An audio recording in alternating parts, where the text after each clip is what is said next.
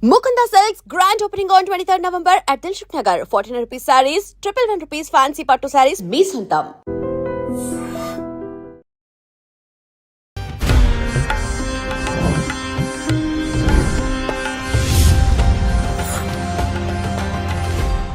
ఐడ్రీమ్ ప్రేక్షకులకు నమస్కారం.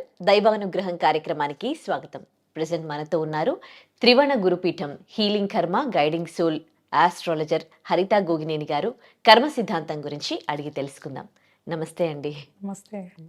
ఈ మధ్య కాలంలో కర్మ సిద్ధాంతం ఎక్కువగా వింటూ ఉన్నాం. చాలా మంది కర్మ సిద్ధాంతం గురించి మాట్లాడుతూ ఉన్నారు. అండ్ మీరు కూడా చాలాసార్లు మాట్లాడారు. అసలు ఇప్పుడు ప్రజెంట్ సిచ్యువేషన్లో కర్మ సిద్ధాంతం గురించి తెలుసుకోవాల్సిన ఆవశ్యకత ఎంతవరకు ఉందంటారు? చాలా ఉంది. ఎందుకంటే మేము బిలీవ్ చేసేది ఏంటి అంటే మనిషి యొక్క జీవితం మొత్తం కూడా ఆ కర్మ సిస్టంలోనే రన్ అవుతూ ఉంది. సో బేస్డ్ ఆన్ పాస్ట్ కర్మనే ప్రజెంట్ లైఫ్ ఆధారపడి ఉంది. అండ్ ఏదైతే ఇప్పుడు గ్రహాలు అవన్నీ కూడా దానికి తగ్గట్లే కూర్చొని ఒక మనిషి జీవితాన్ని ప్రభావితం చేస్తున్నాయి.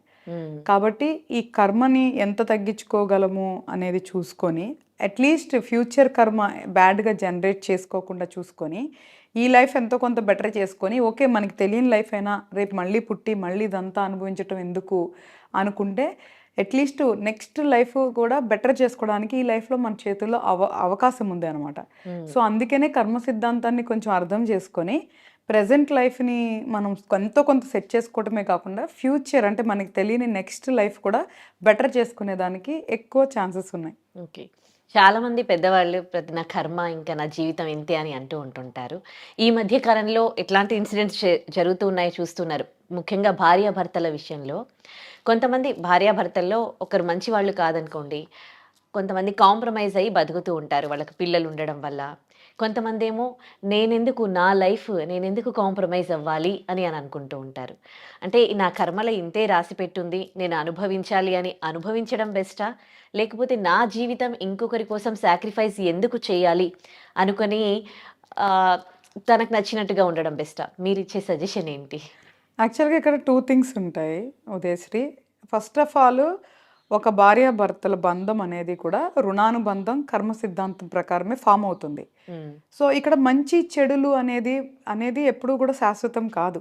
ఎందుకు అంటే వాళ్ళ గ్రహాల అనుగ్రహం బట్టి ఆ మనిషి అప్పుడు ఎలా ప్రవర్తించాలి అనేది ఆధారపడి ఉంటుంది. అది కూడా ఎదుటి వ్యక్తి గ్రహాలను బట్టి. కాబట్టి ఇదేంటంటే కొంచెం టిపికల్ సబ్జెక్టు. బట్ సింపుల్గా మనం మాట్లాడుకుంటే ఒక భార్యాభర్తలు అంటే ఒక అమ్మాయి అబ్బాయి కలిసి పెళ్లి చేసుకోవటానికి కూడా ఒక రుణానుబంధం కర్మ సిద్ధాంతం అనేది ఫస్ట్ ముడిపడి ఉంటుంది. వాళ్ళు పెళ్లి చేసుకున్న తర్వాత వాళ్ళు సంతోషంగా ఉండాలా లేదా అనేది వాళ్ళ గ్రహాల స్థితిగతులను బట్టి ఉంటాయి. ఆ గ్రహాల స్థితిగతులు ఎలా వచ్చినాయి అనేది మనం మాట్లాడుకుంటానుంటాం. కర్మానుసారం వాళ్ళ గ్రహాల స్థితిగతులు వస్తాయి అన్నమాట. కాబట్టి ఇప్పుడు ఒకరికి పెళ్ళయి అమ్మాయి అయినా అబ్బాయి అయినా సంతోషంగా లేరు అంటే 100% వాళ్ళ సెల్ఫ్ కర్మ బట్టే వాళ్ళు సంతోషంగా ఉండరు తప్ప ఎదుటి వాళ్ళని ఇందులో బ్లేమ్ చేసేదానికి చాలా తక్కువ ఆవశ్యకత ఉంటుంది. ఇంకొకటి ఏంటి అంటే సరే దాంట్లోంచి మనం ఎట్లా బయటకు రావాలి అనే పాయింట్ మనం మాట్లాడుకుంటే ఒకటి ఫస్ట్ యాక్సెప్ట్ చేయాలి. వాళ్ళది ఏదైతే బ్యాడ్ వాళ్ళ లైఫ్లో ఏదైనా ఇబ్బందికరంగా జరుగుతున్నప్పుడు ఫస్ట్ యాక్సెప్ట్ చేయాలి. అంటే ఏదో నాకు సంబంధించిన కర్మకి సంబంధించిన ఒక బంధం వల్లనో లేదో ఏదైనా అకౌంట్ వల్లనో మనకి ఇట్లా అవుతుంది కాబట్టి ఫస్ట్ యాక్సెప్ట్ చేసి బాధపడతాం మానేయాలి. ఈ బాధ అనేది మనసుకి శరీరానికి సంబంధించింది తప్ప సోల్కి సంబంధించింది కాదు. సో ఫస్ట్ మనం అది అర్థం చేసుకోవాలి. ఎప్పుడైతే ఓకే ఒక భర్త భార్యని బాధ పెట్టినా ఒక భార్య భర్తని బాధ పెట్టినా ఓకే నేను ఇంతకు ముందు ఇలాంటిది ఏదో చేస్తుంటాను కాబట్టి ఇది నాకు తిరిగి వస్తుంది అని ఫస్ట్ అర్థం చేసుకొని దాన్ని మైండ్కి తీసుకోకూడదు. ఎప్పుడు బాధ అనిపిస్తుంది మనకి? మైండ్కి తీసుకుంటే బాధ అనిపిస్తుంది. అప్పుడు సైకలాజికల్గా డిస్టర్బ్ అవుతాము, డిప్రెషన్కి వెళ్తాము, థింక్ ఎక్కువ చేస్తాము, స్ట్రెస్ ఎక్కువ అవుతుంది, దానివల్ల లేనిపోయిన రోగాలు వస్తాయి. సో ఇదంతా ఒక సైకిల్ అనమాట. ఫస్ట్ ఓకే ఇది నేను ఏదో చేయటం వల్ల నాకు వచ్చిన ఒక చెడు కర్మ, లెట్ ఇట్ గో అనే గనక మనం అర్థం చేసుకొని యాక్సెప్ట్ చేయగలిగితే 50% పెయిన్ వెళ్ళిపోతుంది. సో నేను అన్న అహం వల్ల నీకు నొప్పి అనిపిస్తుంది. ఇప్పుడు భర్త భార్యని కానీ భార్య భర్తని కానీ అన్నప్పుడు వాళ్ళు ఎందుకు బాధపడుతున్నారు? నన్నేదో అన్నారు, నేను అనే అహం వల్ల. ఆ నేను అనేది సున్నా చేసుకున్నప్పుడు ఎదుటి వ్యక్తి ఏమన్నా కూడా అహం అనేది ట్రిగర్ అవ్వదు, ఇగో అనేవి రావు. అప్పుడు ఎంతో కొంత కూడా మెంటల్ ప్రెషర్ కానీ ఈ పెయిన్ అనేది కూడా ఉండదన్నమాట. సో ఫస్ట్ కర్మ సిద్ధాంతం దగ్గరికి వెళ్ళి మనం కర్మను తగ్గించుకోవాలి అంటే ఫస్ట్ మనల్ని మనం జయించాలి. సో మన అహాన్ని మనం జయించాలి. సో మన ఇగో ట్రిగర్ అవ్వకుండా మనం బ్యాలెన్స్ చేసుకోవాలి. తల్లిదండ్రులు బంధం ఎట్లాగో భార్యాభర్తల బంధం కూడా అలాగే అనేది మనం అర్థం చేసుకోవాలి. ఎలాగ తల్లిదండ్రులు తిడుతుంటే పిల్లలు కొన్నిసార్లు పడతారో, గౌరవానికో ప్రేమకు వదిలేస్తారో, భార్యాభర్తలు కూడా ఎంతో కొంత అలాగా అర్థం చేసుకొని ఒకళ్ళనొకళ్ళు ఓకే కూర్చొని మాట్లాడుకోవాలి. First of all before sacrifice, నువ్వు అడిగినట్లు బిఫోర్ సాక్రిఫైస్కి వెళ్ళే ముందే కూర్చొని మాట్లాడుకోవాలి. నువ్వు ఇలా అంటే నేను బాధపడుతున్నా, నాలో ఏమన్నా తప్పులు ఉన్నాయా, నువ్వు ఇలా మాట్లాడటానికి నేనేమన్నా చేశానా, సో మన ఇద్దరం ఒకళ్ళనొకళ్ళు అలా అనుకోకుండా ఉండి క్వాలిటీగా బతకాలంటే ఏం చేయాలి అని మాట్లాడుకోవాలి. ఎంతమంది అలా మాట్లాడతారు చెప్పు? నన్ను అనేసారు అంతే, ఇగో తీసేసుకొని నలుగురికి చెప్పేసుకొని తిట్టేసుకొని మళ్ళీ 2 రోజులు అయిపోతే కలిసిపోయి మళ్ళీ 4 రోజులు అయితే తిట్టుకొని ఇట్లాగా వెరీ క్వాలిటీ లేకుండా ఉండే బదులు కూర్చొని మాట్లాడుకుంటే 90% సమస్యలకి పరిష్కారం ఉంటుంది. నువ్వెంత నేనింత అని ఈగోస్కి వెళ్ళిపోతే సమస్యలకి పరిష్కారం రాదు. కాబట్టి ఎస్, నువ్వు అడిగినట్లు భార్యాభర్తలు కానీ ఎనీ బంధంలో కానీ సమస్యలు వస్తానికి మొదటి కారణం చెడు కర్మకి సంబంధించిన రుణానుబంధానికి సంబంధించిన తాలూకా లెక్కలు. దానికి అనుగుణంగా కూర్చున్నప్పుడు గ్రహాల స్థితిగతులు, సో ఆ గ్రహాలు వచ్చినప్పుడే వాటికి సంబంధించినవన్నీ కూడా ట్రిగర్ అవుతూ ఉంటాయి. మనుషుల్ని మనం క్షమించటం నేర్చుకోవాలి. మనకున్న సిచ్యువేషన్ని అర్థం చేసుకొని అంగీకరించడం నేర్చుకోవాలి. సో దాని తర్వాత పరిష్కారం దగ్గరికి వెళ్ళాలి. కలిసి ఉండటమా విడిపోవటమా అనేది కూడా మనం అనుకున్నంత మాత్రాన జరగవు. కానీ మనము రిగ్రెట్స్ లేకుండా మన ప్రయత్నం మనం జెన్యూన్గా చేయాలి. ఎందుకంటే అట్లీస్ట్ ఫ్యూచర్లో ఆ బంధం ఉన్నా ఉండకపోయినా రేపెప్పుడు కూడా దాని తాలూకా బాధలు ఉండకూడదు. అరే ఆ రోజు నేను ప్రయత్నిస్తే బాగుండేదేమో, మనం ప్రయత్నించలేదు, ఇట్లాంటివి లేకుండా మనకి అట్లీస్ట్ మనకి మనం బాధపడకుండా ఫ్యూచర్లో మనం జెన్యూన్గా 100% ప్రయత్నం చేయాలి నిలబెట్టుకోవడానికి. ఓకే, మీరంటే కర్మ సిద్ధాంతం గురించి తెలుసుకున్నారు, మొత్తం అంత ప్లెజెంట్గా ఉండగలరు. కానీ హ్యూమన్ నేచర్ ఏంటి, ఏదైనా చిన్నది ఏమైనా జరిగినప్పుడు మనసు అనేది ఫీల్ అవుతుంది, హర్ట్ అవుతుంది, బాధపడుతుంది, ఏడుస్తుంది. ఇన్ని ఎమోషన్స్ని కంట్రోల్ చేసుకోవడము సామాన్య మనుషులతో అయ్యే పనేనా? తప్పకుండా అవుతుంది శ్రీ. ఎందుకంటే నేను కూడా చాలా సామాన్యురాలిని. నేను ఒక నార్మల్ కుటుంబంలోనే పుట్టాను. ఇప్పుడు నాకు కొన్ని మేబీ ఏదైనా డెవోషనల్ స్పిరిచువల్ కానీ ఒక శక్తి రీచ్ అవటానికి కూడా నేను అతి సామాన్యుడు చేసే ప్రయాణం కంటే కూడా చాలా పెయిన్ఫుల్ జర్నీ చేశాను. ప్రతి దాంట్లో నేను అర్థం చేసుకున్నాను, ప్రతిదీ నేను యాక్సెప్ట్ చేశాను, దాని నుంచి ఓవర్కమ్ అయ్యాను. సో నాకు అప్పుడు కనీసం చెప్పే వాళ్ళు లేరు, కర్మ గురించి ఎక్స్ప్లెయిన్ చేసే వాళ్ళు లేరు, ఒక గురువు లేరు, ఒక సపోర్ట్ కూడా లేరు. అలాగ నేనే ఒక అతి సామాన్యురాలని ఎంత జర్నీ చేసినప్పుడు anybody can do in this world. ప్రతి ఒక్కళ్ళు కూడా కర్మ సిద్ధాంతాన్ని అర్థం చేసుకొని ఓవర్కమ్ అవ్వచ్చు. మేబీ నాకు తొందరగా అర్థమై ఉండొచ్చు, కొంతమంది కొంచెం లేట్గా అర్థం అవ్వచ్చు, కానీ అర్థం చేసుకోవటం అయితే మాత్రం కష్టమైన విషయం కాదు. దాని నుంచి బయటికి రావటం కూడా కష్టమైన విషయం కాదు, ప్రయత్నిస్తే. అయితే ఒక ప్రయత్నించాలి. నువ్వు అన్నట్లు ఓవర్ నైట్ అవ్వవు. కొంతమందికి ఒక రోజు పడితే, కొంతమందికి నెల పట్టొచ్చు, కొంతమందికి సంవత్సరం పట్టొచ్చు, కానీ ప్రయత్నిస్తే మాత్రం ఫలితాలు తప్పకుండా ఉంటాయి అన్నమాట. ఓకే, అంటే కర్మ సిద్ధాంతానికి సంబంధించి ఏమైనా బుక్స్ చదవాలా? ఇప్పుడు మీలాంటి వాళ్ళు చాలా మంది మాట్లాడుతూ ఉన్నారు. ఇప్పుడు చెప్పారు మీరు మంచి మంచి మాటలు, మనిషిని క్షమించడం లాంటివి చేయాలి, ఇలా ఉండాలి, అలా ఉండాలి అని. విన్నంత మాత్రాన మారిపోతారా, లేకపోతే దానికి సంబంధించి ఏమైనా బుక్స్ లాంటివి చదివితే వాళ్ళని వాళ్ళు మార్చుకోవడానికి ఉంటుందా? అంటే బుక్స్ చదివినా వీడియోస్ చూసినా ఇన్స్టెంట్గా ఒక ఎనర్జీ వస్తుంది. ఎప్పుడైతే కనెక్ట్ అవుతారో వాళ్ళకి సెన్స్ అనిపిస్తుందో, సెన్సిబుల్గా అంటే మనం చెప్పేది వాళ్ళకి ఓకే కరెక్టే కదా అని అనిపిస్తుందో ఇన్స్టెంట్ ఎనర్జీ వస్తుంది. కాకపోతే దాన్ని సస్టైన్ చేయరు. సో పుస్తకాలు చదివినా వీడియోలు చూసినా సస్టైన్ చేయాలి. అంటే వాళ్ళు దృఢమైన నిర్ణయం తీసుకోవాలి. ఎస్, నేను నా కర్మని ఓవర్కమ్ అవ్వాలి, నేను నా ఎమోషన్స్ని ఓవర్కమ్ అవ్వాలి. సో ఈ బంధాలు ఇవన్నీ కూడా నన్ను బాధించకుండా నన్ను నేను స్ట్రాంగ్గా చేసుకోవాలని వాళ్ళు ఒక దృఢ సంకల్పం పెట్టుకోవాలి. దానికి సంబంధించిన కసరత్తు చేయాలి, చేస్తేనే వస్తుంది. సో సెల్ఫ్ ఎఫర్ట్స్ అంటే స్వయంగా వాళ్ళు చాలా ఎఫర్ట్స్ పెట్టాలి కంపల్సరిగా. ఎందుకంటే అంత ఈజీ కాదు. ఒక ఒక మార్పు అనేది మనిషిలో అంత సులువుగా రాదు. హ్మ్. అండ్ రెండోది ఆల్రెడీ ఒక పక్కన కర్మ ఉంటది. ఒక పక్కన గ్రహాలు కాపు కాస్తూ ఉంటాయి. మన మైండ్‌ని ఈజీగా మౌల్డ్ అవ్వకుండా. ఆటిలన్నిటిని అధిగమించి మారటం అనేది కష్టమైన విషయమే. కానీ ప్రయత్నించాలి. హ్మ్. అవుతదా లేదా అన్న ఆలోచన వచ్చిందంటే అదే ఫస్ట్ ఫెయిల్యూర్. ఓకే. యెస్, నేను మారాలి అనుకుంటాం, ఒక అడుగు వేయటం. హ్మ్. అప్పుడు ఒక్కొక్క అడుగు మనం ఫోర్స్‌ఫుల్‌గా వేసుకుంటూ వెళ్తే తప్పకుండా నేచర్ మనకి హెల్ప్ చేస్తది. ఈ ప్రకృతి మనకి సహాయం చేస్తది. హ్మ్. మనం ఏదైతే నేను మారాలి, నేను మారాలి, ఈ కర్మని నేను జయించాలి, ఈ బంధాలు, ఈ బాధలలోంచి నేను బయటకు రావాలి అనుకొని వాళ్ళు మేనిఫెస్ట్ ఏదైతే చేస్తారో, ఏదైతే మనం చెప్తున్నామో యూనివర్స్‌కి, అక్కడ ప్రకృతి గనక స్పందిస్తే ఔట్ ఆఫ్ కర్మ ఈ గ్రహాలని అతీతంగా మనకి ప్రకృతి సహాయం చేయగలదు. సో మన సంకల్పం ఎప్పుడు కూడా చెప్తారు, if there is a will there is a way అని. ఎప్పుడైతే మనకు ఒక దృఢ సంకల్పం ఉంటుందో, ఇర్రెస్పెక్టివ్ ఆఫ్ ఆస్ట్రాలజీ, గ్రహాలు, కర్మ సిద్ధాంతాలు కూడా పక్కన పెడితే, ఎప్పుడైతే దృఢ సంకల్పం ఉంటుందో అది కూడా మనకి అవుట్ ఆఫ్ నోవేర్ హెల్ప్ చేస్తుంది అనమాట. ఓకే. ఇప్పుడు కొంతమంది నేను కొంతమందిని అబ్జర్వ్ చేశాను. చాలా మందికి ఫుడ్ పెడతారు. కానీ ఇంకొకరి ఒక అన్నం ముద్ద గూడా వాళ్ళు తినరు. ఎవరి దగ్గర డబ్బులు తీసుకోరు. వేరే వాళ్ళకి ఇస్తూ ఉంటారు. అంటే ఒక రుణపడిపోతాము అన్న ఉద్దేశంతో వీళ్ళలా చేస్తారా? నేను చాలా అబ్జర్వ్ చేశాననమాట. అంటే ఒకరి దగ్గర ఒకరి డబ్బు తినడం గానీ, ఒకరి తిండి తినడం గానీ చేస్తే మనం రుణపడిపోతామా? యాక్చువల్‌గా ఇది నాకు గూడా సంబంధించిన ప్రశ్న నువ్వు వేసింది. నేను తొందరగా ఎక్కడ ఏం తీసుకోను, ఎవరి దగ్గర ఏం తీసుకోను నేను గూడా. It depends on personality. But 2 కారణాలుండొచ్చు. హ్మ్. నా కారణం అయితే అది రుణపడిపోయేదైతే వాస్తవమే. హ్మ్. ఒకవేళ ఆళ్ళు రుణం తీర్చుకుంటా ఉండొచ్చు, లేదా మనం కొత్త రుణం క్రియేట్ చేస్తూ ఉండొచ్చు.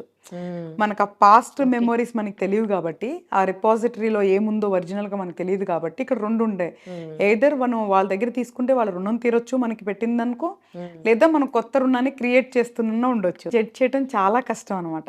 ఓకే. ఇంకొకటేంటి అంటే, ఇప్పుడు ఫర్ ఎగ్జాంపుల్ నాకే అనుకుంటే, నేను చిన్నప్పుడు, వెరీ చిన్నప్పుడు మా ఊర్లో, నేను చాలా పల్లెటూరులో పుట్టి పెరిగాను. Hmm. So, very middle class or below middle క్లాస్‌లో పెరిగిన ఓకే. అమ్మాయిని. హ్మ్. గొడవలు ఆడుకుంటా ఉండేవాళ్ళు కదా! హ్మ్. గొడవలు ఆడుకున్నప్పుడు నేను చూస్తే, నువ్వు నాతో ఇప్పుడు గొడవ ఆడుతుంటే వాళ్ళేమంటారంటే, నేను నీకప్పుడు అది చేస్తున్నా, నీకిప్పుడు ఇది హ్మ్. పెట్టినా. హ్మ్. ఓకే. ఆళ్ళసలు ఎందుకు గొడవ ఆడుకుంటున్నారో పక్కన పెడితే, నాకవి కామన్‌గా అనిపిచ్చేది. ఎప్పుడైనా సరే నేను తర్వాత హ్మ్. కూడా చాలా చూసాను. నా ఫ్రెండ్స్ గానీ, వేరే గానీ, హ్మ్. ఈవెన్ నేను గానీ ఏదన్నా డిస్టర్బెన్స్ వచ్చినప్పుడు, హ్మ్. "అరే! మనం వీళ్ళకింత చూస్తే మనల్ని ఇట్లా అంటున్నారే, మనం హ్మ్. ఇంత పెడితే ఇంత అంటున్నారే. హ్మ్. సో, నేను అప్పుడు గొడవలో చూసింది, మాట్లాడింది, నేను అట్లా చూసుకుంటే నువ్వు ఇట్లా చేసినావు, నువ్వు అట్లా పెడితే ఇట్లా పెట్టావు" అనేది చూసాననమాట. హ్మ్. సో, అప్పుడు అనుకున్నా, ఓహో! ఏదైనా తేడా వచ్చినప్పుడు ఫస్ట్ మనకేం పెట్టారో మాట్లాడతారు కాబట్టి, అసలు మనం ఎవరి దగ్గర ఏం తీసుకోకూడదు. హ్మ్. సో, ఏదన్నా డిఫరెన్స్ వచ్చిన రోజు కూడా ఎవరు నన్ను నీకది పెట్టా, అది చేశా అని అనకూడదు. అంటే హ్మ్. మేబీ అది నా సెల్ఫ్ రెస్పెక్ట్ అనుకోవచ్చు, ఇంకోటి అనుకోవచ్చు. హ్మ్. అట్లా నేను అనిపించుకోకూడదు. హ్మ్. ఎప్పుడైనా నేను ఇచ్చే చెయ్యి ఉండాలి తప్ప తీసుకునే చెయ్యి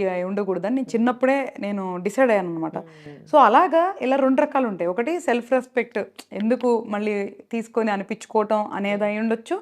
లేదా మేబీ వాళ్ళకి నిజంగా సబ్జెక్ట్ తెలిసి ఈ రుణానుబంధాలు ఎందుకని కూడా అనిపించొచ్చు. హ్మ్. లేదా కొంతమందికి ఓసీడీ ఉంటది. హ్మ్. సపోజ్‌గా ఎవరేం పెట్టినా తినే హ్మ్. నేచర్ హ్మ్. ఉండకపోవచ్చు. సో, హ్మ్. ఇట్లా మల్టిపుల్ రీజన్స్ ఉండొచ్చు. హ్మ్. బట్ కానీ ఫుడ్ అనేది పక్కన పెడితే మాత్రం మనీ రిలేటెడ్ మాత్రం కంపల్సరీగా రుణానుబంధం అనేది ఉంటది. హ్మ్. సో, దానివల్ల తీసుకోవటం వల్ల మంచి కంటే కూడా చెడే ఎక్కువొస్తది. సో, హ్మ్. కాబట్టి నేనెప్పుడు బిలీవ్ ఏం చేస్తానంటే, రిలేషన్స్‌లో మాక్సిమం మనీ, హ్మ్. ఫినాన్షియల్ రాకుండా ఉంటే బెటరే ఉంటది అనేది హ్మ్. నేను నేను నేను పర్సనల్‌గా బిలీవ్ చేస్తా అనమాట. ఓకే. కొంతమంది ఇట్లా అన్‌అఫిషియల్‌గా మీన్స్ ఆహ్, ఆహ్, ఇచ్చుకుంటూ ఉంటారు. ఫినాన్స్ పెట్టేసి డబ్బులిచ్చుకుంటూ ఉంటారు రుణం. తర్వాత డబ్బులకి వాళ్ళని తిడతా ఉంటారు. అంటే ఇది కూడా కర్మ ఫలితమేనా వాళ్ళను తిట్టడం?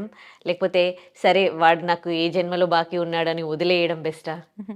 అంటే ఇక్కడ ఒకటి నేనేమంటానంటే, ప్రతి కేటగరీలో కూడా మనం ప్రయత్నించడం మన బాధ్యత. హ్మ్. నేనేది కూడా కర్మ మీద వదిలేసి, ఇంకొక మీద వదిలేసి, వదిలేయమని ఎప్పుడు నేను చెప్పను. హ్మ్. అర్థం చేసుకోమంటాను, యాక్సెప్ట్ చేయమంటాను, మళ్ళీ హ్మ్. ప్రయత్నించమంటాను. మంచిగా ప్రయత్నించడంలో ఎప్పుడూ తప్పు లేదు. హ్మ్. ఎందుకు ప్రయత్నించాలి అంటే, ఒకటి అది మన బాధ్యత ప్రయత్నించటం. హ్మ్. రెండోది మనకి రిగ్రెట్స్ ఉండకూడదు. హ్మ్. రేపేదన్నా మనం లూజ్ సైడ్ ఉన్నా గూడా, మనకి రిగ్రెట్స్ ఉండొద్దు. మానసికంగా ఓకే నేను ప్రయత్నించాను, నాకు తప్పు లేదు అన్న ఒక సాటిస్ఫాక్షన్ అన్నా ఉండాలి. కాబట్టి ప్రయత్నించాలి. ఇక్కడ సపోజ్గా ఇంతకుముందు కూడా అదే మనం ఏం మాట్లాడుకుంటున్నాము, ఈ డబ్బులు తీసుకున్న వాళ్ళు ఇవ్వకపోతే ఇక్కడ 2 రకాలు. మీరు చెప్పినట్లు వడ్డీకి ఇచ్చేవాళ్ళు, లేదు అంటే నార్మల్గా ఫ్రెండ్షిప్ కొద్దీ ఇచ్చేవాళ్ళు ఉంటారు. సో రకరకాలు ఉంటాయి మనీ ట్రాన్సాక్షన్స్ అనేది. మనం తిట్టుకోవడం వల్ల అయితే ఏం రాదు. ఆ నెగిటివిటీ ఎవరినైతే మనం తిట్టుకుంటాం ఇక్కడే ఉంటుంది. అండ్ రెండోది, వాళ్ళు బాగుండాలని కోరుకొని మన డబ్బులు మనం తీసుకోవటం అనేది ఫస్ట్ మంచి ఆలోచన. అంతే తప్ప వాళ్ళు నాశనం అయిపోవాలి, నా డబ్బులు తీసుకున్నారు ఇవ్వలేదు అనేది మాత్రం చెడు ఆలోచన. నువ్వు డబ్బులు ఇచ్చి, నువ్వు చాలా సార్లు అంటారు మంచికి పోయి చెడు తెచ్చుకున్నారు అంటారు. ఇది అలాగే అనమాట. నువ్వు డబ్బులు ఇచ్చి వాళ్ళు ఇవ్వకపోగా నువ్వు మానసిక క్షోభ అనుభవిస్తూ, అంటే అది కూడా నీది 1 ఆఫ్ ద పార్ట్ ఆఫ్ కర్మ. సో నువ్వు మానసిక క్షోభ అనుభవిస్తూ మళ్ళీ వాళ్ళని తిట్టి, అంటే మళ్ళీ చెడు కర్మను తెచ్చుకుంటూ ఇంత పెద్ద లూప్లో మళ్ళీ కొత్తగా పడిపోతున్నాం. సో ఫస్ట్ ఆఫ్ ఆల్ ఇచ్చే ముందే మనకి ఒక క్లారిటీ ఉండాలి. అసలుకి మనం డబ్బులు ఇచ్చే ముందు ఒకవేళ వడ్డీ కానీ సెక్యూరిటీ ఉంటే సెక్యూరిటీ చేసుకోండి.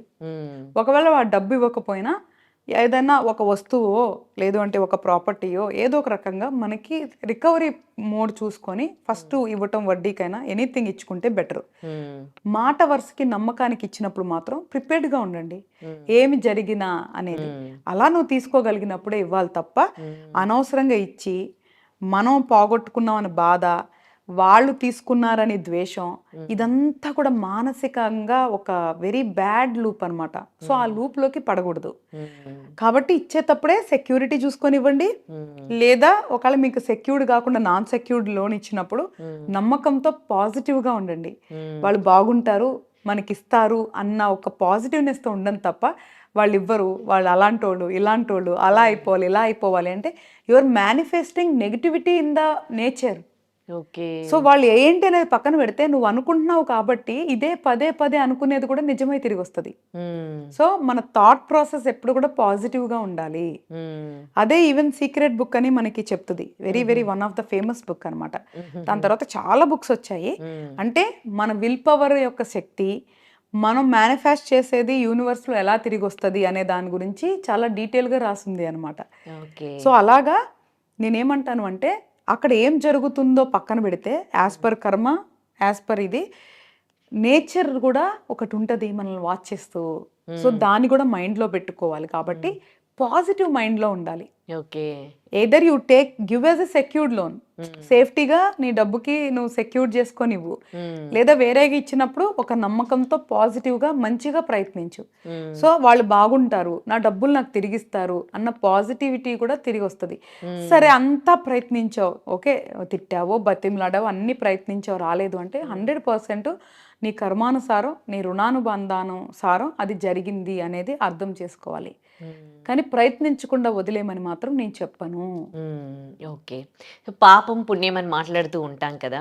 అంటే దొంగతనం చేస్తే, అంటే నేను సినిమాలో అదే మన అపరిచితుడు సినిమాలో చూసిన విషయం ఏంటంటే, అంటే ఇలాంటి పాపాలు చేస్తే ఇలాంటి కర్మలు అనుభవించాలి అని. అంటే దొంగతనం చేసినా కానీ, ఇతరుల్ని మోసం చేసినా కానీ, అంటే ఆ పాపంలాగా వెంటాడుతుంది అని అంటారు కదా. నిజంగానే అంటే ఇలాంటి మోసాలు చేసిన వాళ్ళకి ఇలాంటి పాపాలు తగులుతాయా? తప్పకుండా. ఈ ప్రపంచంలో ఎవ్వరు ఏదైతే ఎగెనెస్ట్ ధర్మ అంటే ఎగెనెస్ట్ లా ఏదైతే చేస్తారో అది తప్పకుండా తిరిగి వస్తుంది. అది ఇమీడియట్గా వస్తుందా, కొంచెం లేట్గా వస్తుందా, ఈ జన్మలో వస్తుందా, మరు జన్మలో వస్తుందా, మనుషులు మనం నిర్ణయించలేము. అది కార్మిక్ సిస్టంలో ఎలాగా రాసి ఉంటుందో, ఎలాగా రన్ అయ్యేదో అలా జరుగుతుంది. మనం ఇక్కడ కూర్చొని చూస్తూ అదేంటి వాళ్ళు బాగానే ఉన్నారుగా, బాగానే తిరుగుతున్నారు కదా అనుకుంటాం. బట్ కానీ అలా కాదు. మనం అనుకున్నట్లు కార్మిక్ సిస్టమ్ పనిచేయదు. దాని సిస్టంలో లెక్కల ప్రకారమే అది పనిచేస్తుంది. కాబట్టి కంపల్సరిగా ఏదైతే ఇప్పుడు ఒక మానభంగం కానీ, ఒక మర్డర్ కానీ, లేదా ఒక దొంగతనం కానీ, ఇలాగ మనుషుల్ని బాధించేది కానీ, ఒక ఫౌల్ లాంగ్వేజ్ కానీ, ఒక అబ్యూస్ చేయటం కానీ, ఇట్లాంటి ప్రతి ఒక్కటి కూడా అధర్మమే. అంటే మనకి తెలిసి తప్పు చేయటం ప్రతి ఒక్కటి కూడా అధర్మం కిందే వస్తుంది. ఎప్పుడైతే అధర్మం చేస్తారో వాళ్ళకి కర్మ సైకిల్ యాక్టివేట్ అయిపోతుంది. అది ఎప్పుడు యాక్టివేట్ అయ్యి కౌంట్ చేసుకుంటుందో ఒకసారి ఇన్స్టెంట్గా చూపిస్తుంది, ఒకసారి కొంచెం లేట్గా చూపిస్తుంది, లేదా ఇంకా లేటుగా నెక్స్ట్ జన్మ వరకు కూడా పోస్ట్ పోన్ చేస్తుంది. అది దట్ డిపెండ్స్ ఆన్ వాళ్ళకి సంబంధించి ఏదైనా గుడ్ కర్మ ఉందా, లేదా వాళ్ళకి సంబంధించి పూర్వజన్మలోకి సంబంధించిన ఏమైనా మంచి యోగాలు కానీ ఏమైనా సంపాదించారా, అవన్నీ లెక్కలు చూసుకొని అక్కడ ఆ సిస్టంలో డిసైడ్ అవుతాయి అనమాట.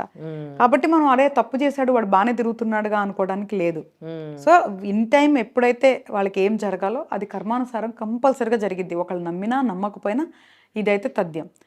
రెండోది ఏంటి అంటే మనం చూస్తున్నాం చిన్న చిన్న పిల్లల మీద అఘాయిత్యాలు చేస్తున్నారు. ఒకటి అక్కడ తల్లిదండ్రుల నిర్లక్ష్యం, అంటే నీ చిన్న బిడ్డ ఒకళ్ళ చేతిలోకి వెళ్ళి అంత అయ్యే వరకు మీరు ఏం చేస్తున్నారు? బిడ్డల్ని కాపాడుకోవటం తల్లిదండ్రుల ధర్మం. అలా కాపాడుకోవట్లేదు అంటే అది బాధాకరం. తర్వాత ఆ బిడ్డ కర్మానుసారం పూర్వజన్మ అంటే అలా చేసి ఉండి ఇది అనుభవిస్తున్నారా లేదా ఇది ఫ్రెష్గా అనుభవిస్తున్నారా అని మనం ఇక్కడ కూర్చొని జడ్జ్ చేయలేం. మనం చూడగలిగితేనే వాళ్ళ పూర్వజన్మలు జడ్జ్ చేయగలం, కానీ ఊరికే ఎవరు కూడా ఇక్కడ కూర్చొని జడ్జ్ చేయలేం.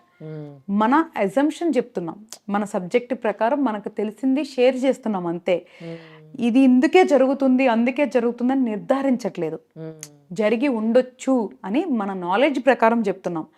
ఎవడైతే తప్పు చేస్తున్నాడో వాడు ఇప్పుడు అనుభవిస్తాడా శిక్ష, మళ్ళీ అలాగా వాడు కూడా పుట్టి అనుభవిస్తాడా ఆ పెయిన్ అనేది కార్మిక్ ఏదైతే మన లా ఉందో వాళ్ళు డిసైడ్ చేస్తారు. బీయింగ్ ఏ మనం హ్యూమన్ మనం డిసైడ్ చేయలేం. కాబట్టి పాప పుణ్యాలు అనేది లెక్కించబడతాయి, ఆ లెక్కలు తీర్చబడతాయి. అందుకే నేనేమంటున్నాను, పెద్ద సబ్జెక్ట్ వద్దు మనకి, మనకి తెలిసి తప్పు చేయొద్దు. మనల్ని మనమే కంట్రోల్ చేసుకోగలం, మనల్ని మనమే మార్చుకోగలం. చెడు ఆలోచనలు అందరికీ వస్తాయి, కానీ వాటిని ఓవర్కమ్ అవ్వాలి. దానికి ఆల్టర్నేట్ చూసుకోవాలి తప్ప ఒకళ్ళని మనం శారీరకంగా మానసికంగా బాధించకూడదు. ఓకే. సో మీరు చెడు ఆలోచనల గురించి మాట్లాడుతున్నారు కాబట్టి, ఇప్పుడు భార్యాభర్తల్లో చాలామంది ఇప్పుడు ఇల్లీగల్ అఫైర్స్ పెట్టుకుంటూ ఉన్నారు. అంటే వాళ్ళు ఏం కోల్పోతున్నారు వాళ్ళ పార్ట్నర్ దగ్గర వాళ్ళకి మాత్రమే తెలుసు. కొంతమందేమో కొంచెం ఇంకా హైఫై లైఫ్ స్టైల్‌కి అలవాటు పడి కూడా తప్పు చేసేవాళ్ళు కూడా ఉన్నారు. సో ఇది అంటే ఈ ఈ ఈ జనరేషన్‌లో చాలా ఎక్కువగా మనము ఈ ఇల్లీగల్ అఫైర్స్ అనేవి చూడడం జరుగుతుంది. వీటిని మీరు ఎట్లా చూస్తారు? ఇది కూడా అంటే కర్మ సిద్ధాంతమేనా లేకపోతే ఏంటి? యాక్చువల్గా శ్రీ ఈరోజు చూస్తున్నామని కాదు, ఈరోజు because of the social media ఇవన్నీ బయటికి తొందరగా స్ప్రెడ్ అయిపోతున్నాయి. ఈరోజు రేపు కెమెరా పెట్టుకొని వీడియోలు తీయటం ఒక ఫ్యాషన్ అయిపోయింది. అంటే అది పర్సనల్ లైఫ్లో అయినా పబ్లిక్లో అయినా కూడా అందుకని బయటకు వస్తున్నాయి తప్ప ఇల్లీగల్ రిలేషన్స్ అనేది ఇప్పుడని కాదు. నేను చిన్నప్పుడు మా ఊర్లో కూడా నేను అట్లాంటి చాలా నేను విట్నెస్ చేస్తున్నాను. మన గతంలో కానీ పురాణాల్లో కానీ అట్లాంటి బోల్డ్ అని ఉన్నాయి. ఈ రోజు అనేది కాదు, ఎప్పటి నుంచో జరుగుతున్నాయి. బట్ ఈరోజు సోషల్ మీడియా ద్వారా ప్రతి ఒక్కళ్ళ మొబైల్ ఉండటం వల్ల అదొక సరదా అయిపోయింది కాబట్టి అందరూ వీడియోస్ తీసి బయట పెడుతున్నారు. ఇప్పుడు నువ్వు చెప్పినట్లు ఏదైనా ఇల్లీగల్ రిలేషన్ ఉన్నప్పుడు పోలీసులను తీసుకొని వెళ్ళటమో లేదా వాళ్ళు వెళ్ళి కొట్టేయటమో, ఎంత అంటే మనిషి ఎలా తయారైపోతున్నారు నువ్వు చూడు. వాళ్ళు కొట్టుకునేటప్పుడు వీడియోలు తీయటం పోస్ట్ చేయటం ఏంటిదంతా? ఫస్ట్ అసలు రిలేషన్స్ని ఎలాగ మనం బ్యాలెన్స్ చేసుకోవాలి అని అర్థం చేసుకోవాలి. ఒకళ్ళ రిలేషన్ దారి తప్పుతుంది అంటే దాన్ని సరి చేసుకోవడానికి ప్రయత్నించాలి. ప్రయత్నించినా కూడా అది సరి అవ్వలేదంటే ఎయిదర్ అడ్జస్ట్ అవ్వాలి లేదా విడిపోవాలి. ఇంతకు మించి ఏమైనా ఆప్షన్స్ ఉన్నాయా? రోడ్ల మీద పడి కొట్టుకోవటం కానీ, నలుగురిలో నవ్వులు పాలైపోవటం కానీ, సోషల్ మీడియాలో ట్రెండ్ అవటం కానీ, ఇదంతా కూడా ఇది చెడుకి, అంటే మన యొక్క అభివృద్ధి చెడు వైపు మాత్రమే వెళ్తుందని ఖచ్చితంగా చెప్పొచ్చు. జనాలు కూడా ఎట్లా అయిపోయారంటే ఎదుటి వాళ్ళ జీవితంలో ఏం జరుగుతుందని నా క్యూరియాసిటీ పెరిగిపోయింది. దీనివల్ల సైకలాజికల్గా చాలా ఇష్యూస్ వస్తాయి. ఇప్పుడు బయట వాళ్ళ జీవితంలో ఏం జరిగిందని చూస్తూ వాళ్ళ జీవితాల గురించి మర్చిపోతున్నారు. నువ్వు చూస్తే లేచిన దగ్గర నుంచి పడుకునే వరకు ఈ సోషల్ మీడియాలు ఆ వీడియోలు ఈ వీడియోలు చూస్తూ అసలు వాళ్ళు ఏం చేస్తున్నారు? అన్ని జన్మల్లో కల్లా మానవ జన్మ చాలా గొప్ప జన్మ. ఎందుకంటే జీవరాశులన్నిటిలో కూడా మానవుడు మాత్రమే తన మేధస్సుని తన శరీరాన్ని వాడుకొని ఏదైనా చేయగలడు. కాబట్టి మనిషి జన్మ ఎత్తినప్పుడే ఫస్ట్ దాన్ని రెస్పెక్ట్ చేయాలి. సో ఈ జన్మలో ఏం చేయాలి అని చిన్నప్పటి నుంచి మనం ఒక క్లారిటీతో ప్రయాణం చేయాలి. సింపుల్గా మనకి నచ్చినట్లు బతికి చచ్చిపోదామన్నా తప్పులేదు, లేదు కొన్ని అద్భుతాలు సృష్టిద్దామన్నా తప్పులేదు. మనము ఈ శరీరంలో ఉన్నప్పుడే చాలా చాలా చెయ్యొచ్చు. ఫస్ట్ అది అర్థం చేసుకొని దాని మీద ఫోకస్ చేయకుండా ఉదయం లేసినప్పటి నుంచి ఎవరేం చేస్తున్నారు, ఎవరేం తిట్టుకుంటున్నారు, ఎవరేం కొట్టుకుంటున్నారు అన్న క్యూరియాసిటీ ఫస్ట్ మనిషిలో తగ్గాలి. సో ఫస్ట్ సోషల్ డీటాక్స్ అనేది ప్రతి మనిషి అలవరుచుకోవాలి. తర్వాత కమింగ్ టు ఇల్లీగల్ రిలేషన్స్ అసలు ఎందుకు వస్తున్నాయి అంటే అవగాహన లేక, అర్థం చేసుకోలేక.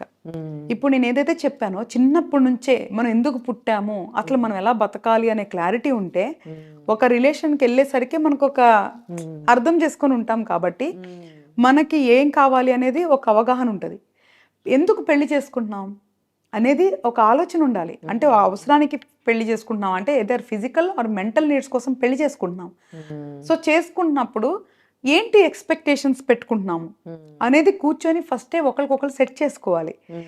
ఇది నా మెంటాలిటీ, నేను కొంచెం సున్నితమైన మనసు ఉంది నాకు, లేదా నాకు కొంచెం హార్డ్ మెంటాలిటీ ఉంటుంది, నేను ఇలా పట్టించుకుంటాను, ఇలా పట్టించుకో, నేను ఇలా చేస్తాను, ఇలా చేయను, ఒకరికొకరు కూర్చొని ఓకే ఈ మనిషి ఇలా ఉంటాడు అని యాక్సెప్ట్ చేసి దానికి ఇష్టమైతే నువ్వు ప్రయాణం చేయాలి. మనం ఏమి ఎక్స్పెక్ట్ చేస్తామంటే ఎదుటి మనిషి మన కోసం మనకి నచ్చినట్లు మారిపోవాలనుకుంటాం, అది జరగదు ప్రాక్టికల్గా. మనమే ఒకరికొకరం భార్యాభర్తలు ఏం చేయాలంటే ఒకరిని ఒకరు వాళ్ళ పర్సనాలిటీని యాక్సెప్ట్ చేయాలి, ఎక్స్పెక్టేషన్స్ లో పెట్టుకోవాలి, ఉన్న టైంలో సంతోషంగా ఉండాలి. ఒకరికి ఒకరు ఏం చేయగలరో వితౌట్ ఎక్స్పెక్టేషన్ అన్కండిషనల్గా ఉండాలి. మనది ఎట్లా అయిపోతుందంటే మ్యారేజ్ అంటేనే ఒక ఎక్స్పెక్టేషన్ బౌండరీ, డే 1 నుంచి ఒక ఎక్స్పెక్టేషన్ బౌండరీ ఉండిపోతుంది. అలాంటి పెట్టుకోకుండా చాలా స్మూత్గా జర్నీ అవటానికి కూర్చొని ప్రాపర్గా మాట్లాడుకోవాలి. ఒకసారి ఎక్కడన్నా ఈగో ట్రిగర్ అయినప్పుడు ఎదుటి మనిషి అర్థం చేసుకొని కూర్చొని అర్థమయ్యేలాగా చెప్పాలి. ఒకవేళ కోపంలో మాట తూలినా తర్వాత మళ్ళీ కూర్చోబెట్టి ఏదో ఎమోషనల్ అలా అనేసాను, నా ఇంటెన్షన్ అది కాదు అని చెప్పుకోవాలి. ఈ మాట్లాడుకోకపోవటం అంటే కమ్యూనికేషన్ గ్యాప్స్ వల్లే ప్రతి రిలేషన్లో ప్రాబ్లమ్స్ వస్తున్నాయి.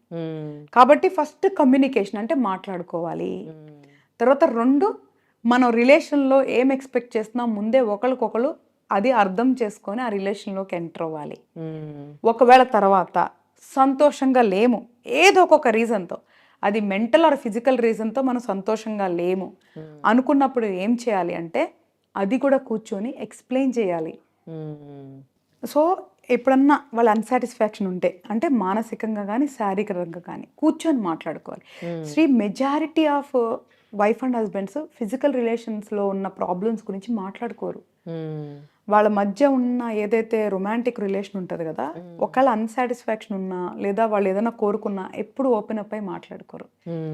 దానివల్ల ప్రాబ్లం వస్తుంది. వాళ్ళు ఏం చేస్తారు తెలుసా, ఇక్కడ భార్య భర్త నుంచి కానీ భర్త భార్య నుంచి కానీ ఏదన్నా పొందలేనిది ఉంటే ఇక్కడ ఓపెన్ అప్ అవ్వకుండా ఈ ఏదో మొక్కమాటం సిగ్గుతో ఇక్కడ మాట్లాడకుండా అవి బయట సీక్ చేస్తారు.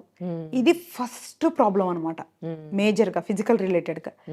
రెండోది ఏంటి అంటే మానసికంగా, అంటే భార్య భర్తతో కానీ భర్త భార్యతో కానీ మాట్లాడుకునే సమయం కేటాయించినప్పుడు వాళ్ళు లోన్లీగా ఫీల్ అయ్యి అదే టైంలో ఖాళీగా ఉండే వాళ్ళతో మాట్లాడి అన్నెసరీగా ఇక్కడ నుంచి వేరే చోటకి డైవర్ట్ అయ్యేది ఎమోషన్కి చాలా ఛాన్స్ ఉంటుంది. కాబట్టి రిలేషన్లో ఉన్నప్పుడు ఫస్ట్ గ్రాంటెడ్గా తీసుకోవద్దు. భార్య భర్తలు ఇద్దరికీ కూడా వర్తిస్తుంది, ఆడమగ ఇద్దరికీ వర్తిస్తుంది. వాళ్ళు గ్రాంటెడ్గా తీసేసుకుంటారు. గ్రాంటెడ్గా తీసుకోవద్దు. మనిషి ఆలోచనలు మారుతూ ఉంటాయి, అవసరాలు మారుతూ ఉంటాయి, వయసు బట్టి లేదు అంటే హార్మోనల్ చేంజెస్ అవుతూ ఉంటాయి. కాబట్టి కూర్చొని ఎప్పటికప్పుడు ఎవాల్యూషన్ చేసుకోవాలి, అనలైజ్ చేసుకోవాలి. ఆ సిగ్గు బిడియాల్లోంచి బయటకు వచ్చి భార్య భర్తలు ఓపెన్గా మాట్లాడుకోవాలి. అక్కడప్పుడు ఎవరిదైతే ఫాల్ట్ ఉంటుందో దాన్ని కరెక్ట్ చేసుకోవాలి. నేనేమంటానంటే వీళ్ళిద్దరూ వర్కౌట్ చేయకుండా థర్డ్ ఆప్షన్ చూసుకోవటం అనేది చెడు కర్మ.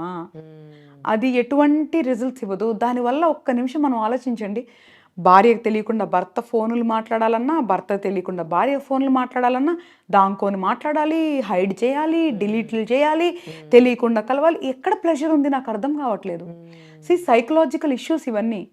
అంటే అలా చేసి కూడా ఇంకా ప్లెజర్ పొందాలనుకుంటున్నారంటే they have some psychological issues అంటున్నా. So wake up. సో మైండ్ని ప్రాపర్గా ట్యూన్ చేసుకోవాలి. సో ఏం చేస్తున్నాం, మనం ఏం ఆలోచిస్తున్నాం, కంట్రోల్లో ఉండాలి. ఫస్ట్ ఉన్న మనిషితో మనం సంతోషంగా ఉండగలమా లేదా అనేది ప్రయత్నించండి. ఆ మనిషిని మార్చుకోవడానికి ప్రయత్నించండి. అప్పటికి వర్కౌట్ అవ్వలేదా గౌరవంగా కూర్చొని చెప్పండి. నిజంగా దమ్ము ధైర్యంగా అప్పుడు మీరు ఇక్కడ వదిలేసి వేరే చోట మొదలు పెట్టుకోండి. అంతే తప్ప ఒక మనిషిని మోసం చేస్తూ ఇంకొక మనిషితో ఉండటం అనేది చాలా పెద్ద చెడు కర్మ. కాబట్టి అలాంటి పనులు చేయొద్దు. నలుగురిలోకి వెళ్ళి నవ్వులు పాలవ్వద్దు. ఇట్లా పబ్లిక్లో వీడియోస్ షేర్ చేయొద్దు. ఇంకొకటి ఏంటి అంటే ఇప్పుడు ఇలాగ ఇల్లీగల్ రిలేషన్ బయటకు వచ్చినప్పుడు సపోజ్గా ఒక అబ్బాయి ఒక అమ్మాయితో ఉన్నాడు. మనం రీసెంట్గా చాలా వీడియోస్ చూస్తున్నాం. ఆ భార్య వెళ్ళిపోయి అమ్మాయిని కొడుతూ ఉంటుంది. ఏంటి అసలు చెప్పు నువ్వు అది? అవకాశం ఇచ్చింది నీ భర్త. నీకు అవును. చేతనైతే నీ భర్తను కంట్రోల్లో పెట్టుకో, కరెక్ట్.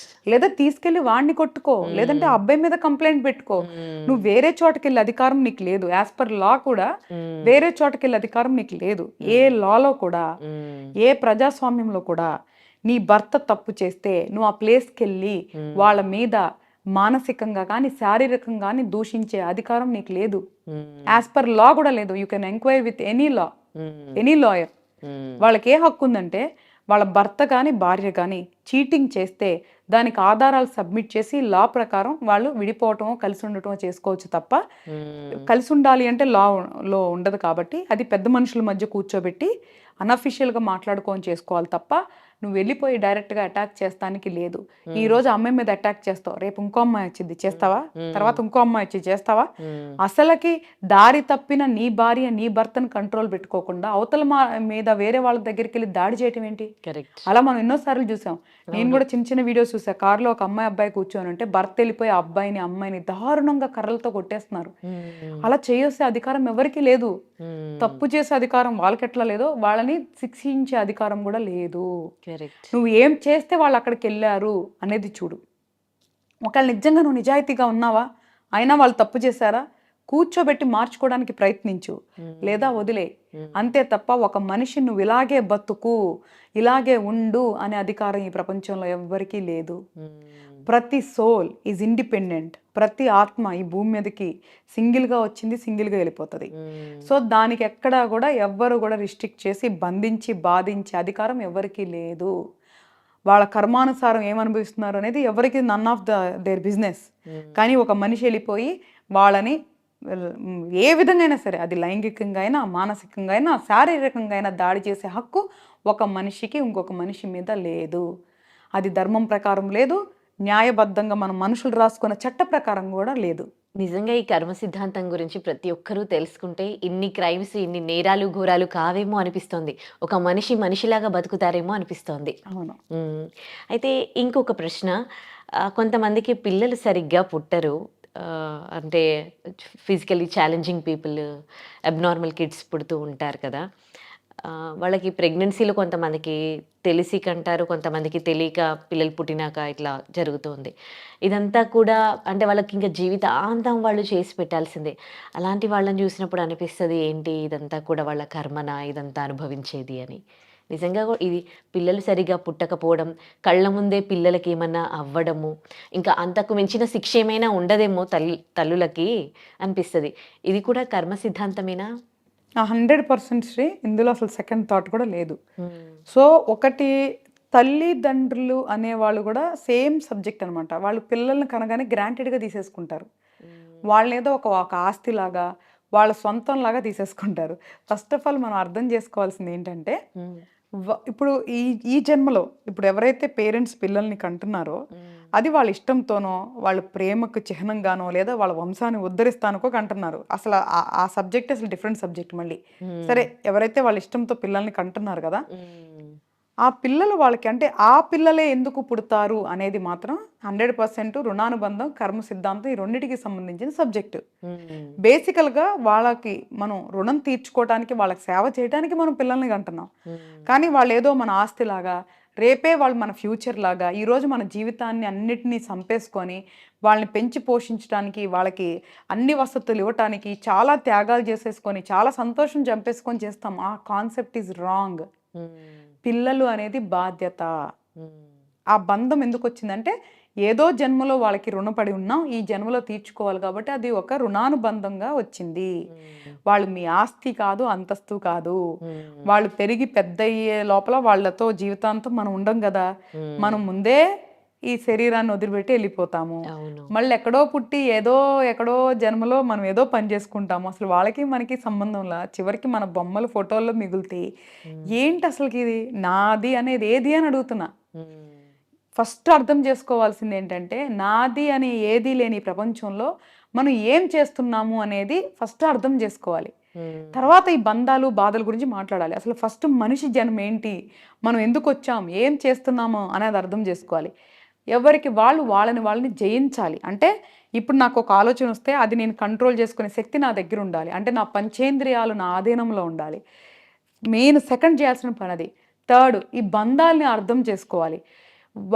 ఈచ్ బంధంలో మనం ఎంతవరకు కాంట్రిబ్యూట్ చేయాలో అంతే కాంట్రిబ్యూట్ చేయాలి. అంతకు మించి దానికోసం వెంపర్లాడిపోయి బాధపడిపోయి అలాంటివన్నీ చేయకూడదు. అదంతా కర్మ, చెడు కర్మ. దానివల్ల సైకలాజికల్ ఇష్యూస్, డిప్రెషన్స్ తప్ప ఏమీ లేదు. దయచేసి నేను ప్రతి ఒక్క తల్లిదండ్రులు కానీ, భార్య భర్తల రోల్స్లో ఉన్నవాళ్ళు కానీ, పిల్లల రోల్స్లో ఉన్నవాళ్ళు కానీ, ప్రతి ఒక్క రోల్లో ఉన్న ఒక మనిషికి నేను చెప్పేది ఏంటంటే, మనిషి జాతి అనే అర్థం ఏంటో తెలుసుకోండి.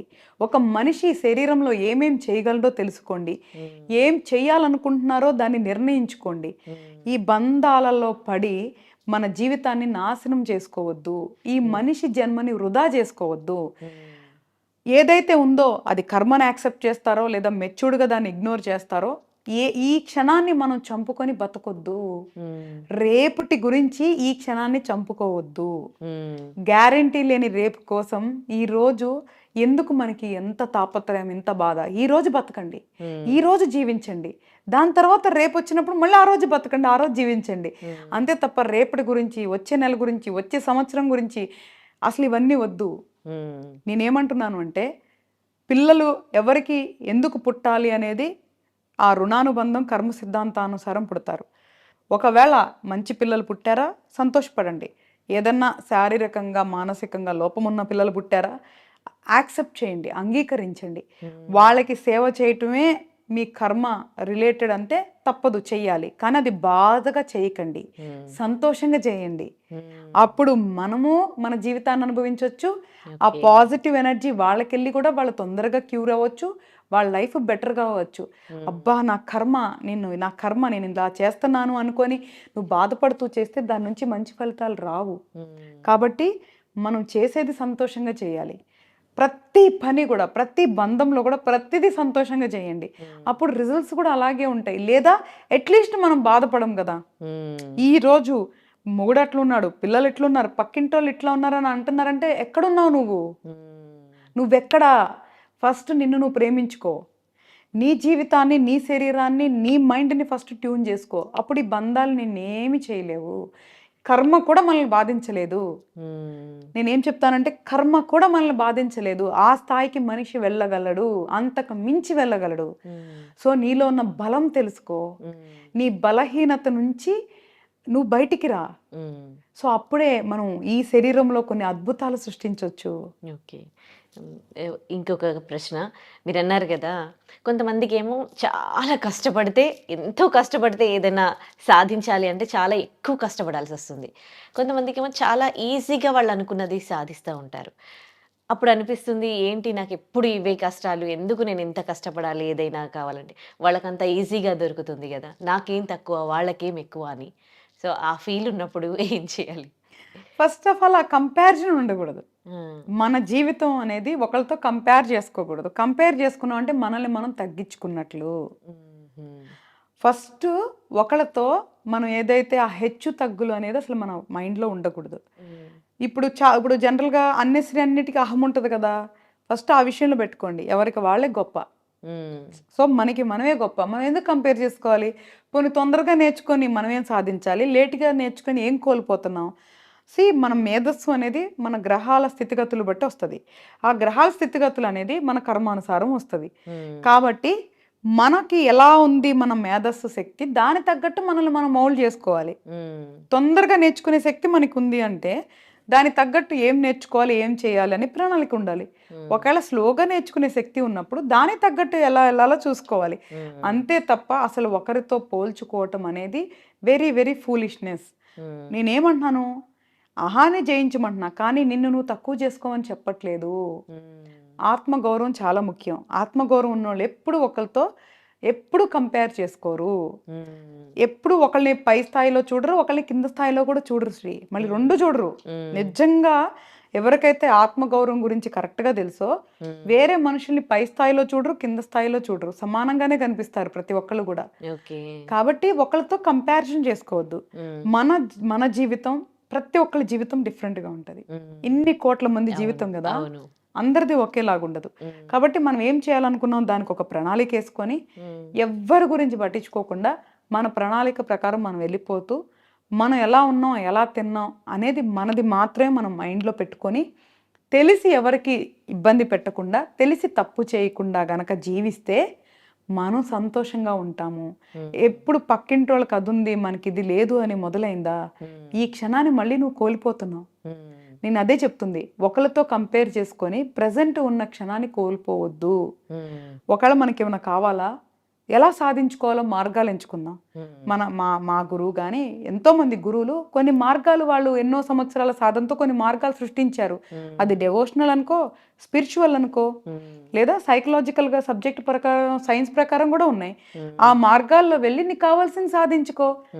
మెడిటేషన్ చేయి. ఇందాక నువ్వు అన్నావు శ్రీ, ఎలాగ మైండ్ని మనుషుల్ని అధిగమిస్తారు అంటే మంత్ర సాధన వల్ల చేయొచ్చు, మెడిటేషన్ వల్ల కూడా చేయొచ్చు. నువ్వు యోగా చేయి, ధ్యానం చేయి, ప్రాణాయామం చేయి, అవన్నీ మనకి ఉన్నాయి కదా. సబ్జెక్ట్ మంచి సబ్జెక్ట్ ఉంది కదా. అప్పుడు మైండ్ కంట్రోల్లో పెట్టుకునే పద్ధతులు అలవర్చుకో, మంత్రం ద్వారా పనులు సాధించుకో. సో అలాంటివి చేయమంటున్నా నేను. ఈ మనుషుల్ని కంపేర్ చేసుకుంటావేంటి? బియాండ్ వెళ్ళు. మనిషి ఎట్లాగో నీతో ఈక్వలే. వాడు బంగ్లాల్లో ఉన్నా గుడిసెలో ఉన్న మనిషి అనేవాడు ఈక్వలే. వాడు మనిషే by end of the day. ఈ హెచ్చు తక్కువలని మనం క్రియేట్ చేసుకుంటున్నాం. కాబట్టి నీకేం కావాలో ఆ మార్గంలో వెళ్ళి సాధించుకో. వాళ్ళ గురించి మనకెందుకు? సరే నీకు ఈజీగా రాలేదా? నువ్వు అన్నట్లు కష్టం అనేంటి నీకు ఇష్టపడి చేయి. కష్టం అనే పదం ఎందుకు వస్తుంది? మార్నింగ్ లెగటం కష్టం కొంతమందికి. ఇష్టమైతే లేకపోతే లేకు. మాకు లెగటం నీకు అవసరం అనుకుంటే లేగు, అది ఇష్టంతో లేగు. వర్క్ చేస్తే నీకు డబ్బులు వస్తాయి, ఇష్టంతో పని చేయి. ఒకరితో మాట్లాడితే నీకు పని అవుతుంది, ఇష్టంతో చేయి. ఒకరితో ఉంటే నీకు నీ బాధ్యత, ఉండు ఇష్టంతో. సో ప్రతిదీ ఇష్టంతో చేయి. కష్టం అనేది ఎందుకు వస్తుంది? రాని మాకు అట్లాంటి మన డిక్షనరీలో రానియొద్దు. నీ జీవితాన్ని నువ్వు మార్చుకోలేనప్పుడు ఇంక ఏం చేస్తావు నువ్వు? అసలు ఇంకా ఎందుకు నీకు మనిషి జన్మ ఎందుకు? సో ఫస్ట్ మనల్ని మనం మార్చుకోవాలి, మనల్ని మనం జయించాలి. అప్పుడు ప్రపంచంలో మిగతా వాటి గురించి ఆలోచించవచ్చు. ఓకే. ఇప్పుడు చాలామంది ఆధ్యాత్మికంగా వెళ్తూ ఉన్నారు, పూజలు చేస్తూ ఉంటారు, గుళ్ళకి వెళ్తూ ఉంటారు, అవి దర్శనాలు చేసుకుంటూ ఉంటారు. కానీ దీన్ని ఆధ్యాత్మికం అంటారా? ఆ భగవంతుడు ఏం చెప్పాడు? కొంచెం ఇతరుల్ని మోసం చేయొద్దు, 10 మందికి మంచి పుణ్యం పనులు చేయాలి అని. ఇవి చేసేది తక్కువ, విగ్రహాల ఆరాధన ఎక్కువ. సో ఇలాంటి వాళ్ళని చూసినప్పుడు అనిపిస్తుంది మళ్ళీ వాళ్ళకి మంచి కూడా జరగడం చూస్తూ ఉంటాము. దేవుడు ఇలాంటి వాళ్ళకి అన్నీ ఇస్తారా అన్నట్టుగా. అంటే అట్లా ఏం లేదు శ్రీ. మనం జనరల్గా ప్రపంచం ఎప్పుడు కూడా సక్సెస్ అయిన వాళ్ళ గురించి మాట్లాడుతుంది, సక్సెస్ అయిన వాళ్ళు చేస్తుంది. ఫెయిల్యూర్ అయిన వాళ్ళు 100 మందిలో 90 మంది కూడా దేవుడి పూజలు చేసి ఉండొచ్చు, కానీ వాళ్ళు సక్సెస్ అవ్వలేదు కాబట్టి నువ్వు చూడలేకపోతున్నావు. సో ఎవరైతే విజయవంతంగా ఉన్నారో వాళ్ళని చూసి దేవుడు వాళ్ళని కరుణించారని అపోహపడుతున్నాం. ఫెయిల్ అయిన వాళ్ళని నువ్వు అడుగు, ఎంతమంది దేవుడిని పూజించుండ్రు? డెఫినెట్గా పూజించే ఉంటారు కదా. సో అసలు దేవుడికి కానీ మన సక్సెస్ ఫెయిల్యూర్స్ కానీ నువ్వు అన్న ఆధ్యాత్మికత కానీ కర్మకు కానీ అసలు సంబంధం లేదు. ప్రతి ఒక్కటి డిఫరెంట్ సబ్జెక్ట్. దైవ భావం అనేది మనసుకు సంబంధించింది, మెటీరియల్స్కి సంబంధించింది కాదు, శరీరానికి సంబంధించింది కాదు. కాబట్టి దైవాన్ని పూజిస్తే నీకు ఇది వస్తుంది అనేది గ్యారంటీ కాదు. మనసుకి ఒక మంచి తృప్తిని వస్తుంది, ఒక ధైర్యం వస్తుంది, దానివల్ల నీకు ఈ పని చేయడానికి ఒక ఉత్సాహం వస్తుంది. దానికి దైవాన్ని సపోర్ట్గా తీసుకో. కానీ చెయ్యాల్సింది నువ్వే, నడవాల్సింది నువ్వే, సక్సెస్ అవ్వాల్సింది కూడా నువ్వే.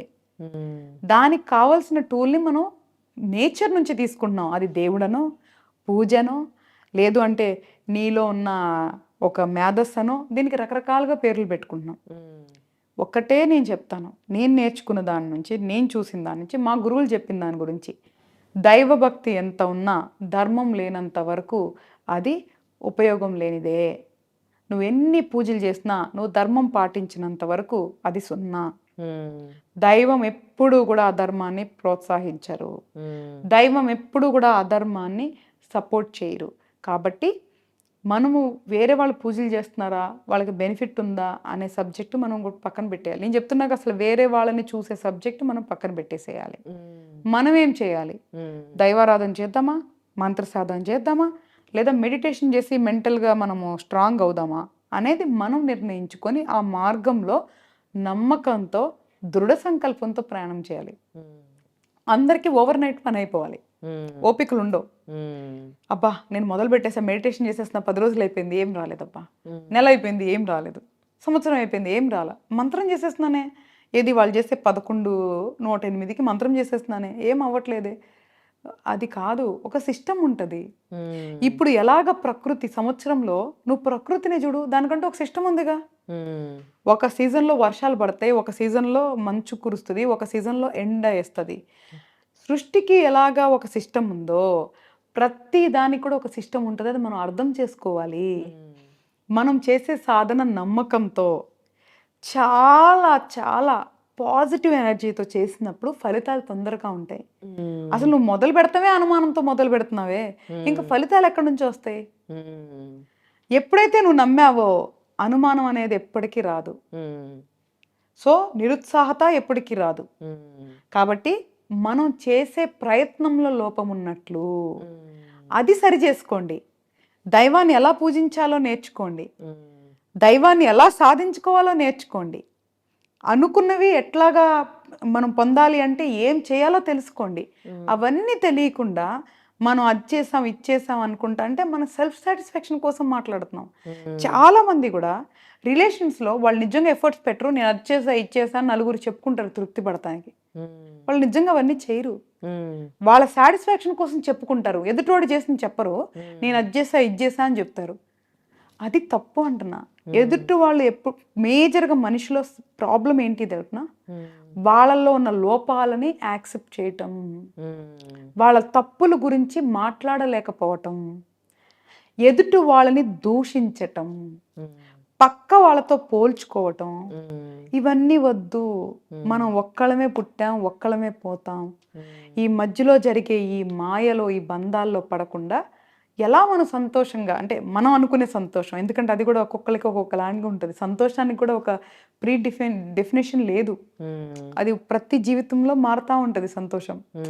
నీకు అన్నం తింటే సంతోషం అయితే ఇంకొకరికి చపాతీ తింటాం సంతోషం అయితే నాకు ఇడ్లీ తింటాం సంతోషమే ఉండొచ్చు. కాబట్టి ఎవరికి సంబంధించిన సంతోషాన్ని వాళ్ళు పొందటానికి ఎవరిని బాధించకుండా వాళ్ళ జీవితాన్ని నడుపుకోవాలి. ఇక్కడ ఒకరిని బాధించే హక్కు ఎవరికి లేదు.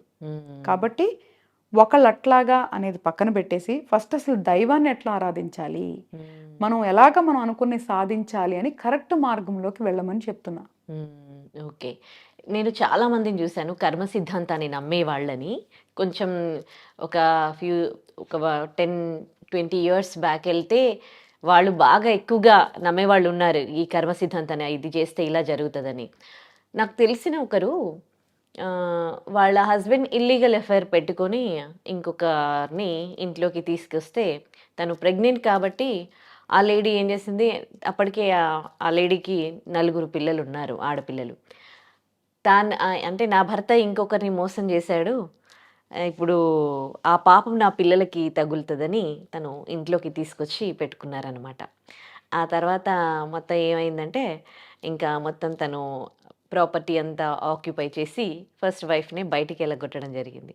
ఇక్కడ ఆమె చేసింది కరెక్టేనా? అంటే నా కర్మ నా పిల్లలకి ఇక్కడ కర్మ తగులుతుందో, నా భర్త పాపం చేస్తే ఇప్పుడు ఆవిడ ప్రెగ్నెంట్, ఆవిడ మోసం చేస్తే ఆ పాపం నా పిల్లలకు తగులుతుందని ఈమె కర్మ సిద్ధాంతం నమ్మి ఈవిడ యాక్సెప్ట్ చేసి ఆ తర్వాత ఇప్పుడు ఈవిడ బ్రతుకు ఇలా చేసుకుంది. ఈ ఇన్సిడెంట్ని మీరు ఎట్లా చూస్తారు? బేసికల్గా ఆవిడకి కర్మ సిద్ధాంతం తెలీదు అని చెప్తాను నేను. ఎందుకంటే నేను కర్మ సిద్ధాంతం డెప్త్ వెళ్ళే కొద్దిగా చాలా కన్ఫ్యూజన్ ఉంటుంది. But on the layer on the top చూద్దాం. ఈ 4 పిల్లలు వీళ్ళిద్దరు భార్యాభర్తలకి సంబంధించిన వాళ్ళు. తల్లిదండ్రులు చేసిన పాపాలు పిల్లలకు వస్తాయని మనం నమ్ముతున్నాం కదా. ఆల్రెడీ ఆయన చేసేసాడు. ఎక్కడ చేశాడు? వేరే అమ్మాయి విషయంలో కాదు, తన భార్యను మోసం చేసి వేరే అమ్మాయితో ఉంటా ఆల్రెడీ భార్యకి మోసం చేసి ఆల్రెడీ కర్మ సిద్ధాంతాన్ని బ్రేక్ చేసి తప్పు చేసేసాడు. అంటే ఈ అమ్మాయి ఎవరైతే ఫస్ట్ భార్య ఉందో ఈ అమ్మాయిని యాక్సెప్ట్ చేసినా చేయకపోయినా ఆ అకౌంట్ అనేది పిల్లలకి వెళ్ళాల్సిందే కదా, వాళ్ళ భర్తకు కూడా వెళ్ళాల్సిందే కదా, దాన్ని నువ్వు తప్పించలేవు. రెండోది, ఆ అమ్మాయికి చెప్పి చేశాడా చెప్పి చేయలేదా నీకెలా తెలుసు? ఒకవేళ ఈ సెకండ్ ఉన్న అమ్మాయి ఫస్ట్ ఆల్రెడీ ఆయనకి భార్య ఉందని తెలిసి ఆయనతో రిలేషన్లో ఉన్నప్పుడు ఆ అమ్మాయికి కర్మ సిద్ధాంతం ఎలా వర్తిస్తుంది? ఆ అమ్మాయి ఇష్టపడి వెళ్ళినప్పుడు ఆ అమ్మాయికి డెఫినెట్గా మోసం కింద రాదు. ఇష్టపడే తన బంధంలోకి వెళ్ళింది అంటే అవును. అవును. అప్పుడు కర్మ సిద్ధాంతం ఎక్కడ అప్లై అవ్వదు ఆ అమ్మాయికి. ఆ అమ్మాయిని ఇంట్లోకి తీసుకొచ్చాడు వితౌట్ పర్మిషను. ఒక ఒక సంసారంలోకి తీసుకొచ్చాడు అంటే మళ్ళీ రెండో కర్మని ట్రిగ్గర్ చేశాడు.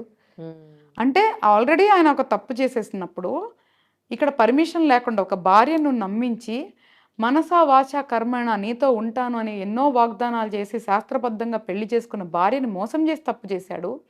ఆ భార్య పర్మిషన్ లేకుండా ఇంకొక అమ్మాయితో ఉండి తప్పు చేశాడు. ఆ అమ్మాయి ప్రెగ్నెంట్ చేసి తప్పు చేశాడు. ఆ అమ్మాయిని ఇంట్లోకి తీసుకొచ్చి తప్పు చేశాడు. అంటే ఆయన ఆల్రెడీ చెడు కర్మని గెయిన్ చేసేసుకున్నాడు. ఓకే. ఇప్పుడు ఈవిడికి వీళ్ళ పిల్లలకి దాని నుంచి వచ్చినా లేకపోయినా ఆల్రెడీ అకౌంటబుల్ అది. ఇప్పుడు ఈ అమ్మాయిని తీసుకొచ్చినప్పుడు ఈవిడ ఏం చేయాలి? మీరు అన్నట్లు ఒకవేళ యాక్సెప్ట్ చేసి అందరు కలిసి సంతోషంగా ఉండాలి అనుకొని మాట్లాడుకొని జాగ్రత్త పడి యాక్సెప్ట్ చేసినప్పుడు తప్పు లేదు. లేదు తను యాక్సెప్ట్ చేయకుండా నేను నా పిల్లలు విడిగా ఉంటాము, నీకు మాకు ఏదైనా సపోర్ట్ చేయాలనుకుంటే చెయ్యి, లేదా మీరు సపరేట్గా ఉండండి అని చెప్పి ఒక పెద్ద మనుషుల్ని కూర్చోబెట్టి దాన్ని ప్రాపర్గా చేసుకోకుండా ఆ కర్మ అనుకొని అసలు ఫస్ట్ ఆఫ్ ఆల్ ఆవిడ తప్పు చేసింది. ఆవిడ కర్మ సిద్ధాంతం తెలియక తప్పు చేసింది అంటున్నా. తెలుసుకున్న వాళ్ళైతే అలా చేయరు. అప్పుడు లీగల్గానో లేదా పెద్ద మనుషులను కూర్చోబెట్టి ఇలా ఒక మనిషి మా జీవితంలోకి వచ్చింది కాబట్టి ఈవిడ నిజంగా పిల్లల గురించి ఆలోచించింది అయితే ఆ పిల్లల్ని సెక్యూర్ చేసే పద్ధతుల్లో తను వెళ్లకుండా తన సొంత నిర్ణయం తీసుకొని తప్పు చేసింది. అది 100% తప్పు. తను ఆ ఫస్ట్ వైఫ్ ఎవరైతే తను తప్పు చేసింది కాబట్టే ఆవిడికి ఆ రిజల్ట్స్ కూడా ఇన్స్టెంట్గానే వచ్చేసాయి. కానీ దానివల్ల బలైంది పిల్లలు. ఎందుకే నేను చెప్తుంది, మనకు అన్నీ తెలుసు అన్న అపోహలో చాలా తప్పులు చేస్తూ ఉంటారు. కర్మ సిద్ధాంతాన్ని అర్థం చేసుకోవడానికి ఫస్ట్ ప్రయత్నించండి.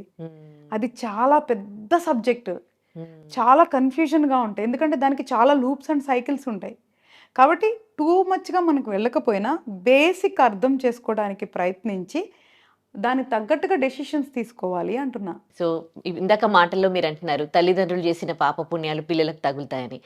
అందులో ఒకరు మంచోళ్ళు ఉండొచ్చు, ఒకరు చెడ్డోళ్ళు ఉండొచ్చు.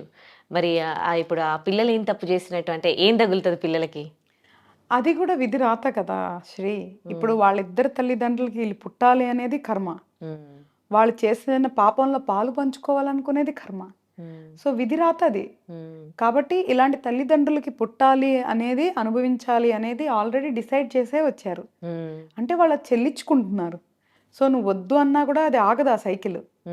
తల్లిదండ్రులు ఇద్దరిలో నువ్వు అన్నట్లు ఒకళ్ళు తప్పు చేస్తారు, ఒకళ్ళు తప్పు చేయకుండా ఉండొచ్చు. బట్ కానీ ఇద్దరికి కూడా దాంట్లో భాగం ఉంటుంది. తల్లిదండ్రులు ఎవరు తప్పు చేసినా పిల్లలకి ఎంతో కొంత పాస్ అయ్యేది అనేది మాత్రం వాస్తవమే. ఎందుకంటే ఇప్పుడు నేనే చూస్తే మనం కొన్ని చార్ట్స్ ఉంటాయి, అవి మనకి అద్భుతమైన ఉదాహరణ అనమాట. కాలసర్పదోషం అని ఉంటుంది. ఎలాగ మనకి ఈ డయాబెటిక్ అని కొన్ని ఎట్లాగా హెరిడిటీ అని మనం చెప్తున్నాం కదా, వంశపారంపర్యంగా వస్తాయి అని చెప్తున్నాం కదా. ఇప్పుడు మరి నాకు సంబంధం లేదు రావద్దు అంటే ఆగట్లేదు కదా, వస్తున్నాయి కదా సైంటిఫిక్ గా కూడా. అలాగే ఆస్ట్రాలజీ ప్రకారం కూడా కాలసర్పదోషం, సర్పదోషం, పితృదోషం అనేవి తరతరాలుగా వస్తాయి. సో కాలసర్పదోషం ఉన్న చార్ట్లో అంతకు ముందు వెళ్ళినా దాని తర్వాత వెళ్ళినా కూడా అది క్యారీ ఫార్వర్డ్ అయ్యేది మనకు ఒక ఆధారం కూడా ఉంది. సో అవి కొన్ని అలాగా హెరిడిటరీ దోషాలు ఉంటాయి. సో ఆ దోషాలు రావటానికి కూడా పుట్టుంటది. ఎట్లాగంటే ఇది కూడా చాలా పెద్ద సబ్జెక్ట్ అనమాట. ఈ తల్లిదండ్రులు పిల్లలు అనేది కూడా చాలా పెద్ద సబ్జెక్టు. ఈ సిస్టమ్ని క్రియేట్ చేసిన మేధావులు దేవుళ్ళు ఎవరో కానీ it is very tough to understand. But కానీ సింపుల్గా ఉండాలి అంటే ఒకళ్ళు దరిద్రం అనుభవించాలి అన్నప్పుడు సరిగ్గా లేని కుటుంబంలో పుడతారు. ఒకళ్ళు పుట్టుకతోనే అదృష్టం అనుభవించాలనుకుంటున్నప్పుడు ధనికుల కుటుంబంలో పుడతారు. అక్కడ there is answer based on your karma. నువ్వు ఒకళ్ళ కుటుంబంలో పుట్టావు. ఈ తల్లిదండ్రులు విడిపోయేది అనేది కూడా వాళ్ళ జాతకాలు నువ్వు చూస్తే పిల్లల జాతకాలు, తల్లిదండ్రుల జాతకాలు అన్నీ మ్యాప్ అవ్వాలి. ఎలా మ్యాప్ అవ్వాలి? ఒకవేళ పేరెంట్స్ విడిపోతున్నారు అనేది ఉంటే తల్లిదండ్రుల జాతకంలో కూడా పేరెంట్స్ ప్రేమని కోల్పోతారు, ఎవరో ఒకరికి దూరం అవుతారు అనేది ఆల్రెడీ వాళ్ళ దాంట్లో డిఫైన్ చేసి ఉంటుంది. సో కాబట్టి ఇవన్నీ కూడా చాలా పెద్ద మ్యాపింగ్ అనమాట. ఇప్పటికీ నేను కూడా చాలా అన్వేషిస్తున్నాను. So it is very huge subject. అది మనం అర్థం చేసుకోలేం కాబట్టి దాని సారాంశం అర్థం చేసుకుందాం. ఒకటే సారాంశం, మనకి తెలిసి తప్పు చేయకూడదు, మనకి తెలిసి ఎవరిని మోసం చేయకూడదు, ఎవరిని బాధ పెట్టకూడదు, ఒకళ్ళ సొమ్ము తీసుకునే హక్కు మనకి లేదు, ఒకళ్ళని శారీరకంగా మానసికంగా బాధ పెట్టే హక్కు మనకి లేదు, మనల్ని మనం మాత్రమే జయించగలం. ఒకరితో కంపేర్ చేసుకోకుండా ఏది ఒకరితో లేకుండా నీకు నచ్చింది ధర్మానుసారం ఏమనిపిస్తే అది చెయ్యి. మానవ జన్మ గొప్ప జన్మ. దాంట్లో నువ్వేం సాధించాలనుకుంటున్నావు ఒక క్లారిటీతో ప్రయాణం చెయ్యి. కర్మని జయించాలంటే ఫస్ట్ నిన్ను నువ్వు జయించుకోవాలి. నీ అహాన్ని నువ్వు జయించుకోవాలి. ఈ బంధలు, భావాలు, బాధలు అర్థం చేసుకోవాలి. వాటిలన్నిటి నుంచి ఓవర్కమ్ అయితేనే మనం కర్మని జయించగలము. దానికి కావాల్సిన ప్రణాళికను రూపొందించుకో, ప్రయత్నించు. ఎప్పుడు కూడా ప్రణాళిక మొదలు పెట్టగానే ప్రయాణం సాగదు. అది కూడా మళ్ళీ మన కర్మానుసారం, మన యోగానుసారం అది దానికి అడ్డంకులు వస్తాయి. కానీ ప్రయత్నించు. చిన్నప్పుడు పుట్టినప్పుడే మనం పాకలేదు. ఫస్ట్ బోర్లా పడ్డాం, పాకాం, దాని తర్వాత తప్పటడుగులేసాం, దాని తర్వాత నడిచాం, దాని తర్వాత పరిగెత్తాం. ఇంత ప్రాసెస్ మన కళ్ళ ముందు ఉంది కదా, ప్రతి ఒక్క దాంట్లో మనం అదే అప్లై చేయాలి. ఓవర్ నైట్లో ధనికులు అవ్వాలి అని చెప్పి ఇప్పుడు ఏదైతే సైబర్ క్రైమ్లో పడుతున్నారో అది మనిషి బలహీనత. సో ఆ బలహీనత, అత్యాస, ఈ ఇట్లాంటి ఆటల అసూయ లాంటి చెడు భావాల నుంచి బయటికి రండి. ఓవర్ నైట్లో ఏమీ అవ్వవు. కాబట్టి నిదానంగా ప్రయాణం చేయండి. ఓవర్ నైట్లో సక్సెస్ అయిన వాళ్ళ స్టోరీస్ తీసుకోవద్దు. సంవత్సరాల తరబడి కష్టపడే వాళ్ళ స్టోరీలు ఇన్స్పిరేషన్గా తీసుకోండి. అట్లీస్ట్ ఒక మోటివేషన్ ఉంటుంది. ఓవర్ నైట్లో వాడు అట్లా అయిపోయాడే, నేను అవ్వలేదనే బాధపడే కంటే అరే అక్కడ ఎన్నో సంవత్సరాలు కష్టపడితే సక్సెస్ అయిన వాళ్ళ స్టోరీస్ తీసుకోండి. సో నేను చెప్పేది ఏంటి అంటే మనిషి జన్మని అర్థం చేసుకోండి, కర్మ సిద్ధాంతాన్ని అర్థం చేసుకోండి, ఆ తర్వాత ఒక ప్రణాళికను ఏర్పరచుకొని ఆ మార్గంలో నడవండి. కంపల్సరిగా మనం జయించగలం. వీటిలన్నిటినీ జయించగలం. అసలు వండర్ఫుల్. ఏమైనా చెప్పారు కర్మ సిద్ధాంతం గురించి, ఒక మనిషి ఎలా బ్రతకాలి అనే దాని గురించి. చాలా చాలా ధన్యవాదాలమ్మా. Thanks. And for more videos, Please subscribe to iDream. Please subscribe to iDream. Please subscribe iDream. And please subscribe to iDream. For more videos, subscribe to iDream. please like, share and subscribe to the channel. Congratulations, iDream. Subscribe to iDream. Subscribe to iDream.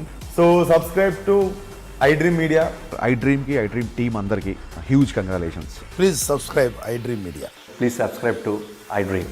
Subscribe iDream. Please subscribe to iDream. iDream అంటే నా కళల channel subscribe చేసుకున్న నోరు తిరుగుతలేదు. మీరైతే గంట గుర్తు కొట్టండి. For more such videos, please subscribe to iDream. Subscribe to iDream. Please subscribe to iDream. Please subscribe iDream Media. Please do subscribe to iDream. Please subscribe to iDream Media. For best entertainment and information, please subscribe iDream. And don't forget to subscribe to iDream.